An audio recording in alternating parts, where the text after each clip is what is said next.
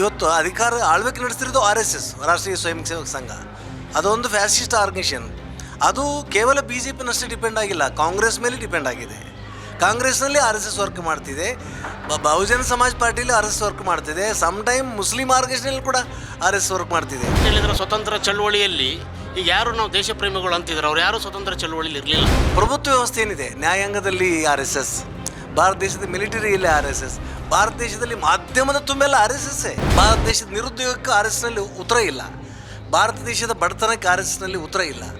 ಭಾರತ ದೇಶದ ನೀವು ಆಮೇಲೆ ಈ ದೇಶದ RSS ಭಾಳ ಅಮೇರಿಕದ ಭಾಳ ದೋಸ್ತಿ, ಭಾಳ ಆತ್ಮೀಯ ಗೆಳೆಯ ಅಮೇರಿಕ. ಯಾರಿಗೆ? RSS ಅವರಿಗೆ. ಬರೀ ಅಮೇರಿಕ ಮಾತ್ರ ಅಲ್ಲ, ಜಗತ್ತಿನ ಯುರೋಪಿಯನ್ ರಾಷ್ಟ್ರಗಳೆಲ್ಲವೂ ಕೂಡ RSSನ ಬೆನ್ನಿಂದೆ ಇದೆ. RSS ಅಜೆಂಡ ಅಂದರೆ ಮೇಲ್ಜಾತಿ ಮೇಲ್ವರ್ಗದ ಅಜೆಂಡಗಳೇ, ಬ್ರಾಹ್ಮಣವಾದಿ ಅಜೆಂಡಗಳೇ. ಸೊ ದೇಶದ ಎಲ್ಲ ಸಂಪತ್ತಿಗೆ ಅಂತಿಮವಾಗಿ ಬ್ರಾಹ್ಮಣರೇ ಮಾಲೀಕರನ್ನುವಂಥ ಅಜೆಂಡಾ ಇದು.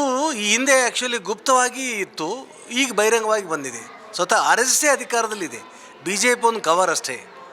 ಇವತ್ತು ಅಧಿಕಾರ ಆಳ್ವಿಕೆ ನಡೆಸ್ತಿರೋದು RSS, ರಾಷ್ಟ್ರೀಯ ಸ್ವಯಂ ಸೇವಕ ಸಂಘ. ಅದೊಂದು ಫ್ಯಾಸಿಸ್ಟ್ ಆರ್ಗನೈಸೇಷನ್. ಅದು ಕೇವಲ BJPನಷ್ಟೇ ಡಿಪೆಂಡ್ ಆಗಿಲ್ಲ, ಕಾಂಗ್ರೆಸ್ ಮೇಲೆ ಡಿಪೆಂಡ್ ಆಗಿದೆ. ಕಾಂಗ್ರೆಸ್ನಲ್ಲಿ RSS ವರ್ಕ್ ಮಾಡ್ತಿದೆ, ಬಹುಜನ ಸಮಾಜ್ ಪಾರ್ಟಿಲಿ RSS ವರ್ಕ್ ಮಾಡ್ತಿದೆ, ಸಮ್ ಟೈಮ್ ಮುಸ್ಲಿಂ ಆರ್ಗನೈಸೇಷನಲ್ಲಿ ಕೂಡ RSS ವರ್ಕ್ ಮಾಡ್ತಿದೆ. ಯಾಕಂದರೆ ಪ್ರಪಂಚದಲ್ಲಿ ಅತಿ ದೊಡ್ಡ ಭಯೋತ್ಪಾದಕ ದೊಡ್ಡ ಭಯೋತ್ಪಾದಕ ಮತ್ತು ಗುಪ್ತ ಸಂಘಟನೆ ಅನ್ನೋದು RSS ಅಂತ ಇವತ್ತು ಪ್ರೂವ್ ಆಗಿದ್ದರಿಂದ ಎಲ್ಲ ಕಡೆಗೆ RSS ಕೈಗಳಿವೆ. ಒಟ್ಟಾರೆ ಅದರ ಕೆಲಸ ಅಂದರೆ ಪ್ರಜಾಪ್ರಭುತ್ವ ವಿರೋಧಿಸೋದು, ಬಹುಸಂಸ್ಕೃತಿಯನ್ನು ನಾಶ ಮಾಡೋದು. ಸೊ ವೈಚಾರಿಕವಾಗಿ ಜನ ಹೋಗಲಾರ್ದಂಗೆ ಮತ್ತೆ ಕತ್ತಲು ಯುಗಕ್ಕೆ ಕರೆದೊಯ್ಯೋದು, ಜನರ ಮೇಲೆ ಆಳ್ವಿಕೆಯನ್ನು ಶುರು ಮಾಡೋದು. ಸೊ ಇದಕ್ಕಿಂತಲೂ ಭಾಳ ಅಪಾಯಕಾರಿ ಅಂದರೆ ಭಾರತ ದೇಶದ ಪ್ರಭುತ್ವ ವ್ಯವಸ್ಥೆ ಏನಿದೆ, ನ್ಯಾಯಾಂಗದಲ್ಲಿ RSS, ಭಾರತ ದೇಶದ ಮಿಲಿಟರಿಯಲ್ಲಿ RSS, ಭಾರತ ದೇಶದಲ್ಲಿ ಮಾಧ್ಯಮದ ತುಂಬೆಲ್ಲ RSSೇ. ಅಪರೂಪಕ್ಕೆ ಕೆಲವು ಮಾಧ್ಯಮಗಳು ಸಂವಿಧಾನದ ಪರವಾಗಿ, ಎಲ್ಲ ಮನುಸ್ಮೃತಿಯ ಪರವಾಗಿ. ಸೊ ಹಾಗಾಗಿ ಇವತ್ತು ಈ RSS ಏನು ಅಂತ ಗೊತ್ತಾಗಿದೆ. RSS ಜನಗಳ ಸಂಕಟಕ್ಕೆ ಸ್ಪಂದಿಸ್ತಾ ಇಲ್ಲ, ಜನರ ಸೌಹಾರ್ದ ಕೊಡಲಿಕ್ಕೆ ಆಗ್ತಿಲ್ಲ. ಭಾರತ ದೇಶದ ನಿರುದ್ಯೋಗಕ್ಕೆ RSSನಲ್ಲಿ ಉತ್ತರ ಇಲ್ಲ, ಭಾರತ ದೇಶದ ಬಡತನಕ್ಕೆ RSSನಲ್ಲಿ ಉತ್ತರ ಇಲ್ಲ, ಭಾರತ ದೇಶದ ಆರೋಗ್ಯ ಸುರಕ್ಷೆ, ಶೈಕ್ಷಣಿಕ ಹಕ್ಕು, ಆಮೇಲೆ ಜನತೆಯ ಸ್ವಾಯತ್ತತೆ ಬಗ್ಗೆ RSSನಲ್ಲಿ ಉತ್ತರ ಇಲ್ಲ. ಸೊ RSS ಫ್ಯಾಸಿಸಮ್ ಎಕ್ಸ್ಪೋಸ್ ಆಗ್ತಿದೆ, ಜನ ಎದ್ದು ನಿಲ್ಲಬೇಕಷ್ಟೇ ಅಂತ. ಆ್ಯಕ್ಚುಲಿ ನಿಷೇಧದ ಪ್ರಶ್ನೆಗಿಂತಲೂ RSSನ್ನು ನಿಗ್ರಹಿಸಬೇಕಾಗಿದೆ. RSS ವಿಚಾರಧಾರೆ RSSನ ಹೊರಗೂ ಇದೆ ಅಂತ, ಸಮಾಜದಲ್ಲಿ ಇನ್ಫಿಲ್ಟ್ರೇಟ್ ಆಗ್ತಿದೆ ಅಂತ. RSS ಈಗಾಗಲೇ ಹಲವಾರು ಬಾರಿ ನಿಷೇಧಿಸಲ್ಪಟ್ಟಿದೆ. ಯಾಕಂದರೆ ಗಾಂಧೀಜಿಯನ್ನು ಕೊಂದಾಗ, ಆಮೇಲೆ ಅನೇಕ ಬಾರಿ ರಾಷ್ಟ್ರದ್ರೋಹವನ್ನು ಮಾಡಿದಾಗ ನಿಷೇಧಿಸಲ್ಪಟ್ಟಿದೆ. ಈಗ ನಿಷೇಧಿಸಲಿಕ್ಕೆ ಆಗ್ತಿಲ್ಲ, ಯಾಕಂದರೆ ಇಡೀ ಆಳ್ವಿಕೆ RSS ಕೈಯಲ್ಲಿದೆ ಅಂತ. ಈಗೆಂದರೆ ಈ ಹಿಂದೆ ಪ್ರಭುತ್ವಗಳು, ಸರ್ಕಾರಗಳು RSS ನಿಷೇಧಿಸಿವೆ.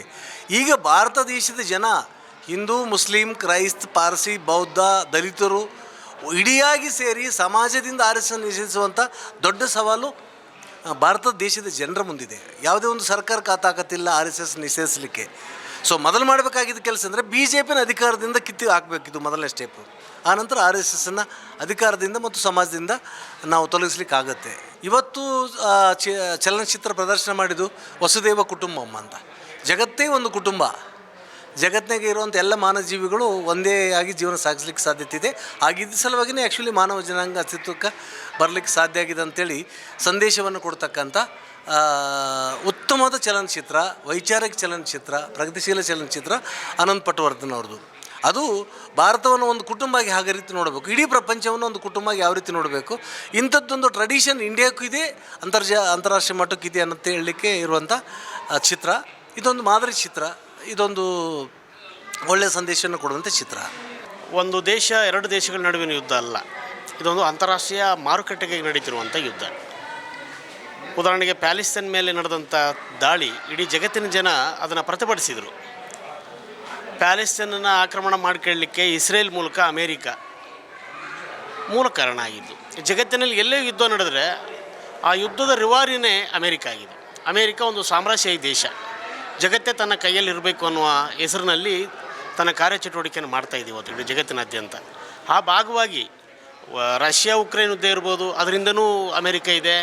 ಪ್ಯಾಲೆಸ್ತೈನ್ ಯುದ್ಧ ಇರ್ಬೋದು, ಇರಾನ್ ಮತ್ತು ಇಸ್ರೇಲ್ ನಡುವಿನ ಯುದ್ಧ ಇರ್ಬೋದು, ಇದೆಲ್ಲ ಅಮೇರಿಕದ ಕುತಂತ್ರ, ಅಮೇರಿಕದ ಮಾರುಕಟ್ಟೆ ನೀತಿ. ಅಮೇರಿಕ ಜಗತ್ತಿನ ಯಜಮಾನಿಕೆಯ ಸಲುವಾಗಿ ಮಾಡ್ತಾಯಿದೆ. ಸೊ ಹಾಗಾಗಿ ಯುದ್ಧ ಮಾಡಿ ಒಂದು ದೇಶವನ್ನು ನಾಶ ಮಾಡೋದು, ಯುದ್ಧದ ಮೂಲಕ ತನ್ನ ಸಶಸ್ತ್ರಗಳನ್ನ ಮಾರಾಟ ಮಾಡೋದು, ಇವೆಲ್ಲ ಕೂಡ ನಡೆದಿದೆ. ಭಾಳ ಮುಖ್ಯವಾಗಿ ಇಂಡಿಯಾದಲ್ಲಿ ಇಂಡಿಯಾ ಪಾಕಿಸ್ತಾನ ಅಂತ ಹೇಳಿ ಧರ್ಮದ ಹೆಸರಿನಲ್ಲಿ ವಿಭಜಿಸುವ ಕೆಲಸ ಕೂಡ ಇದರ ಭಾಗವಾಗಿ ನಡೀತದೆ. ಅಮೇರಿಕದ ಕುತಂತ್ರ ನೀತಿ ಇದನ್ನು ಭಾರತ ದೇಶದ ಜನ ಅರ್ಥ ಮಾಡಿಕೊಳ್ಬೇಕು. ಇದನ್ನು ಒಂದು, ಅಮೇರಿಕ ತನ್ನ ಸಶಸ್ತ್ರಗಳನ್ನು ಪಾಕಿಸ್ತಾನಕ್ಕೂ ಮಾರಾಟ ಮಾಡ್ತದೆ, ಭಾರತಕ್ಕೂ ಮಾರಾಟ ಮಾಡ್ತದೆ. ಧರ್ಮದ ಹೆಸರಿನಲ್ಲಿ ಜಗಳ ಹಚ್ಚಿ ತಮ್ಮ ಕಾರ್ಯಯೋಜನೆಯನ್ನು ಸಾಧಿಸುವಂಥ ಪ್ರಯತ್ನವನ್ನು ಅಮೇರಿಕ ಮಾಡ್ತಾಯಿದೆ. ಆದರೆ ಅವರೇನು ಹೇಳ್ತಾರೆ, ಭಾರತ ದೇಶದೊಳಗಡೆ ಅವರಿಗೆ ಬೇಕಾಗಿದ್ದು ಭಾರತ ದೇಶ ಒಂದು ಹಿಂದೂ ರಾಷ್ಟ್ರ ಮಾಡಬೇಕಂತೇಳಿ. ಹಿಂದೂ ರಾಷ್ಟ್ರ ಮಾಡಬೇಕಾದ್ರೆ ಮುಸ್ಲಿಮರನ್ನ ಟಾರ್ಗೆಟ್ ಮಾಡಬೇಕು. ಮುಸ್ಲಿಮರು ಈ ದೇಶದ ಪ್ರಜೆಗಳಲ್ಲ, ಹೊರಗಡೆಯವರು. ಅವರು 2ನೇ ದರ್ಜೆನ ಮನುಷ್ಯರಾಗಿ ಮಾಡಬೇಕು. ಅವ್ರನ್ನ ಹತ್ಯೆ ಮಾಡಿದರೆ, ಅವ್ರ ಮೇಲೆ ಹಲ್ಲೆ ಮಾಡಿದರೆ, ಅವ್ರನ್ನ ದೌರ್ಜನ್ಯ ಮಾಡಿದರೆ ಯಾರೂ ಕೇಳಬಾರ್ದು ಇಂಡಿಯಾದೊಳಗೆ. ಆ ರೀತಿಯ ಒಂದು ಭಯವನ್ನು ಹುಟ್ಟಿಸುವಂಥ ಕೆಲಸನ ಅವ್ರು ಮಾಡ್ತಾಯಿದ್ದಾರೆ. ಬಟ್ ಇಂಡಿಯಾದಲ್ಲಿ ಅದು ಸಾಧ್ಯ ಆಗ್ತಾಯಿಲ್ಲ.